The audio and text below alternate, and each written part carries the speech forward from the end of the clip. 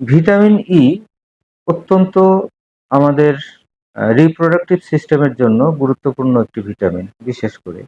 তো এটা যদি অতিরিক্ত আমাদের শরীরে জমে যায় সেই ক্ষেত্রে কি ঘটবে?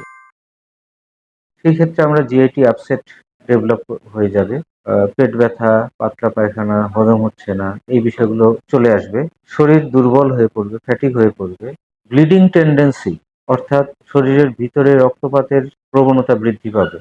শরীরের ভিতরে যদি রক্তপাতের প্রবণতা বৃদ্ধি পায় তাহলে কি ঘটতে পারে? ব্রেন স্ট্রোক হতে পারে।